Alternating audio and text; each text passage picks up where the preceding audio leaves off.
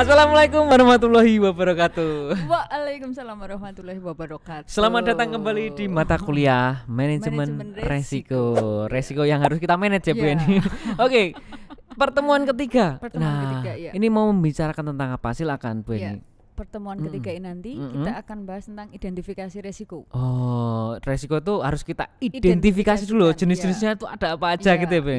Oke, kemudian. Jadi nanti kemarin kita sudah bahas. Oh, kita mengulas sedikit tentang pertemuan kemarin ya Bu. Silakan. Jadi kita ngulas dulu seperti yang sudah kita bahas di pertemuan sebelumnya. pertama dan kedua kemarin, bahwa resiko itu kan bahas tentang ketidakpastian, uncertainty. Bahwa semua itu pasti ada resiko, ada ketidakpastian, gitu nggak Bu? Oke. Segala sesuatunya di sana itu selalu dilingkupi dengan ketidakpastian. Bisnis pun apalagi bisnis, pacaran pun tidak pasti dilamar. Itu juga resiko, apalagi dalam sebuah bisnis ya Bu. Makanya kita harus tahu tentang resiko. Betul sekali. Bahwa resiko itu pasti tidak pasti. Pasti tidak pasti. Dan bisnis pun pasti ada unsur ketidakpastian. Itu tidak bisa dihindari ya Bu. Tetapi bisanya minimalisir. Kemudian. Jadi ketika kita bicara resiko di sini, yang akan kita fokuskan adalah bagaimana meminimalisir ketidakpastian itu sendiri. Jadi biar resikonya lebih kecil.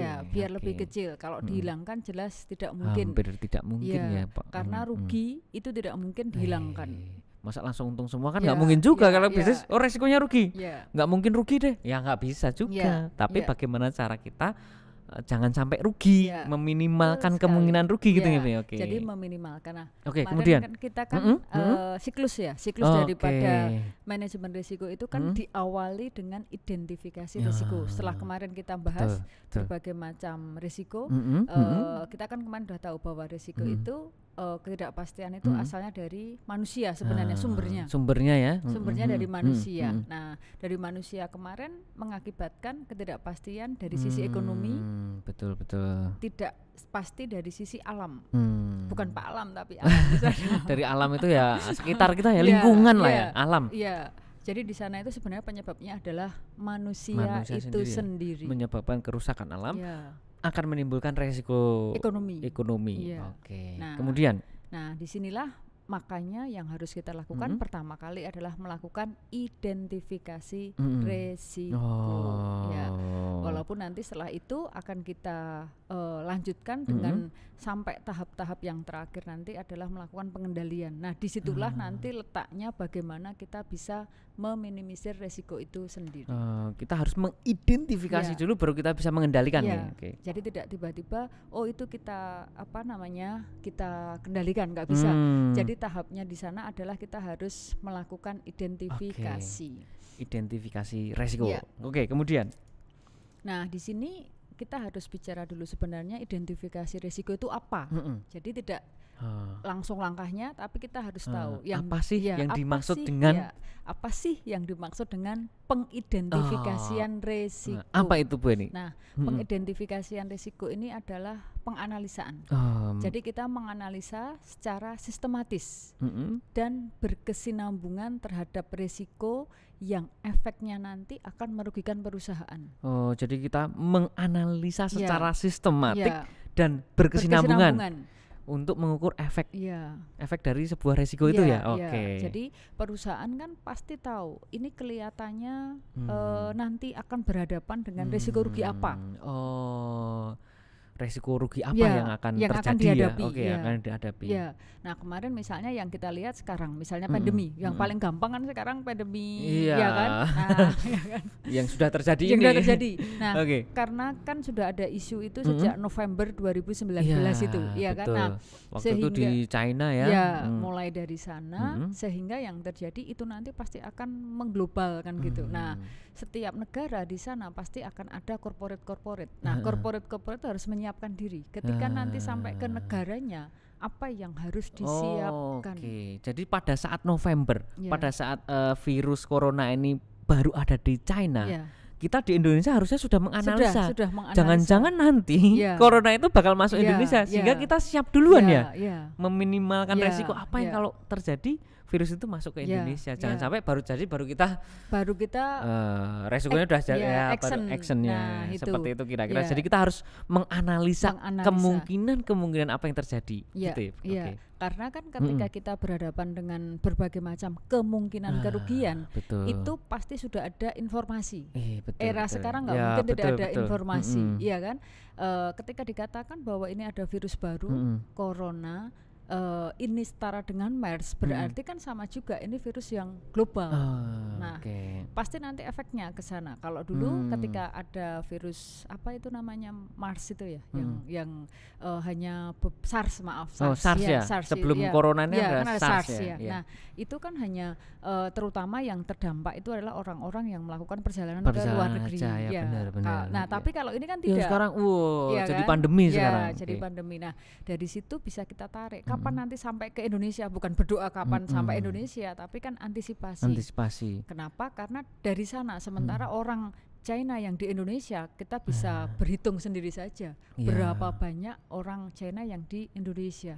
Betul. Sementara corporate yang ada di Indonesia, apalagi yang era-era terakhir ini, itu adalah para investornya asalnya dari China. Nah, disitulah yang dikatakan di sini kita melakukan analisa itu tidak berhenti, tetapi sistematik dan berkesinambungan.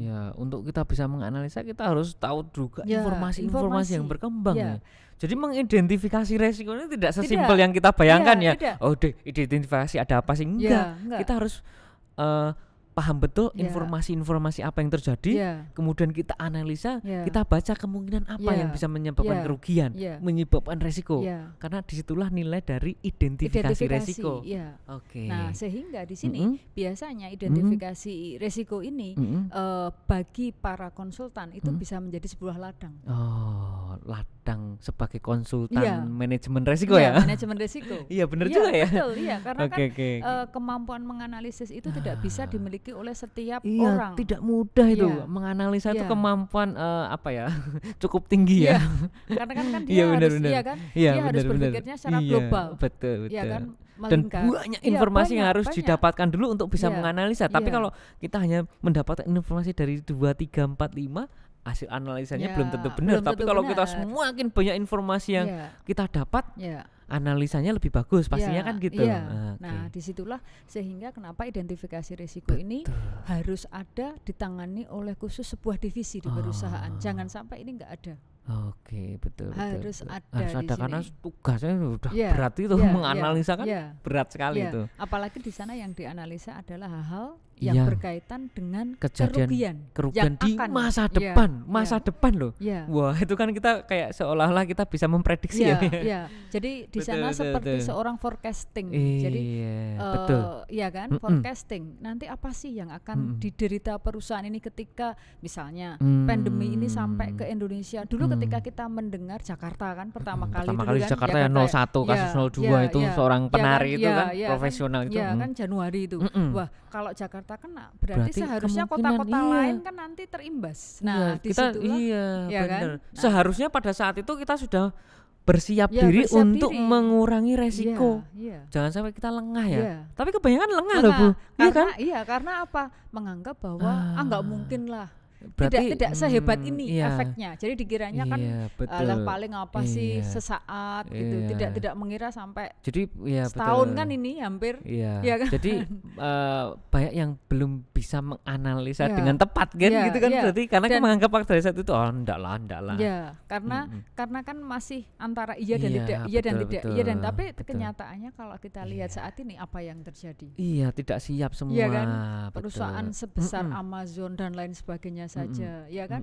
Akhirnya apa yang terjadi ya sudah, mereka harus menutup gerainya, kan? Nah, artinya apa? Bahwa identifikasi ini tidak bisa kita anggap remeh.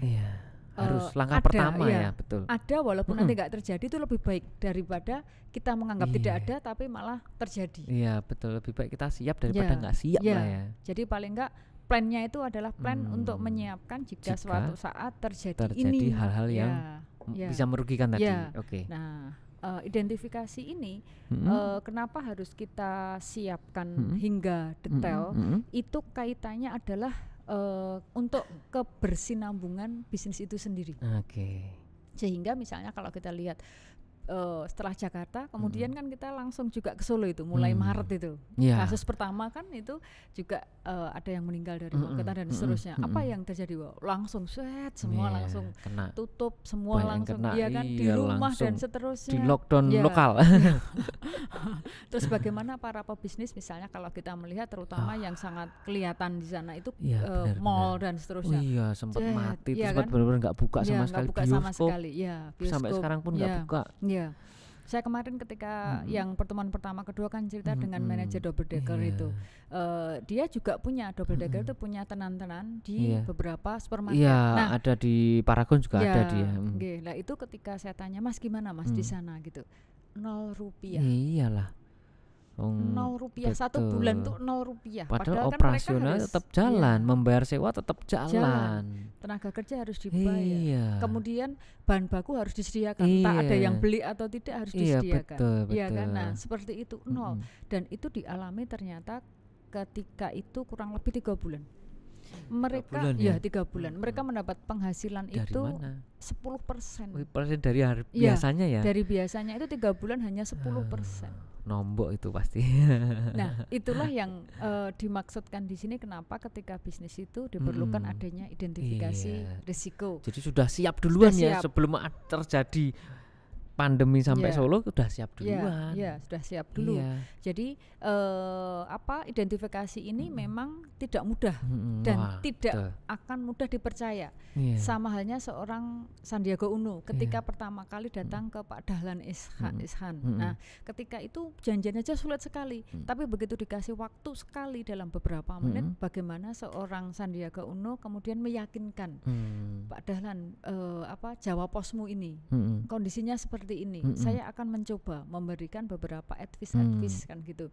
Akhirnya Pak Dahlan Iskan mengizinkan, tetapi nanti ketika di sana itu belum terbukti tidak akan dibayar. Ibarat kata gini, Sandiaga pada saat itu tuh meramalkan bahwa perkembangan ketika itu masih dilanjutkan perusahaannya Pak Dahlan itu kalau tetap dijalankan itu nanti resiko lah. Dan itu tidak mudah karena kayak seolah-olah kita cenayang melihat masa depan masa depan. Padahal informasinya kan informasi sekarang. Betul, informasi yang diolah oleh Sandiaga Uno menjadikan sebuah data terus dibaca interpretasi, terus dianalisa. Ini akan terjadi kemungkinan seperti ini loh, gitu ya. Nah, itu tidak mudah untuk mempercayai orang. Betul. Kala itu Pak Dahlan Iskan mengatakan bahwa saya bukan tidak percaya, tapi kamu lakukan dulu di perusahaan saya. Apa efeknya? Ya, betul. Jadi bukan langsung ditolak. Jadi intinya mengidentifikasi resiko apa aja itu tidak mudah. Dan kita harus dalam perusahaan harus ada itu. Kalau tidak ada tiba-tiba terjadi siapa yang salah kan gitu. Kemudian Nah, langkah selanjutnya di sini secara realnya itu adalah kita melakukan checklist. Ini langkah-langkah untuk mengidentifikasi ya. Jadi setelah kita tahu pentingnya melakukan identifikasi, step-stepnya ya. Step berikutnya adalah kita melakukan secara realnya checklist. Jadi checklist ini adalah mendata kira-kira kerugian potensial apa yang akan dialami oleh perusahaan nanti. Jadi di sana didata satu persatu, seterusnya kayak data-data kemungkinan yang terjadi di masa depan tuh yang akan bisa menimbulkan kerugian apa saja, misalkan kebakaran, terus apa lagi ya? Bencana alam misalkan, terus kemudian tiba-tiba karyawan demo besar-besaran misalkan, terus kemudian capital rusak, mesin dan seterusnya, mesinnya rusak, gampang rusak mesinnya misalkan. Kemudian, itu resiko loh. Itu banyak banget loh Bu ini. Banyak sekali. Itu harus dicek satu-satu diurutkan. Karena banyak sekali kalau tiba-tiba kemudian produknya udah nggak laku lagi, itu juga resiko kan? Iya, resiko sekali. Nah, itu kalau kita lihat seperti sekarang PT Unilever. Unilever sudah 135 tahun. Apa yang terjadi? Kalau kita melihatnya karena di bagian finance yang saya amati adalah laporan keuangannya 5 tahun terakhir sebuah Unilever di sana merugi di Indonesia.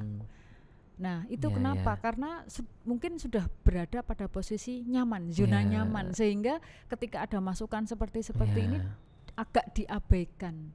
Nah, akhirnya sekarang benar-benar terjadi dan kerugiannya malah tambah besar apalagi dengan adanya pandemi ini. Iya, betul. Nah, itu yang real. Nah, sehingga memang di sini yang harus kita lakukan adalah melakukan checklist di data satu persatu apa sih ya, sebanyak bisa menimbulkan kemungkinan. Iya, kemungkinan kerugian di sana.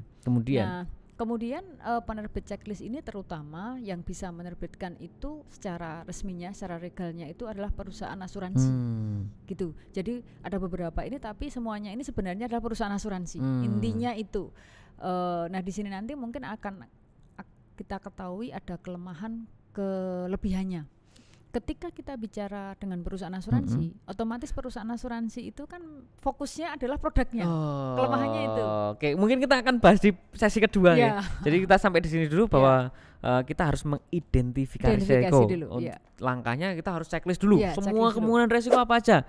Kemudian juga ada yang bisa menerbitkan checklist tadi ya, penerbit checklistnya itu adalah perusahaan asuransi. Tetapi perlu diingat ada plus minusnya. Nah, akan kita bahas di pertemuan 3 sesi kedua. Cukup sampai di sini dulu. Terima kasih. Assalamualaikum warahmatullahi wabarakatuh. Waalaikumsalam warahmatullahi wabarakatuh.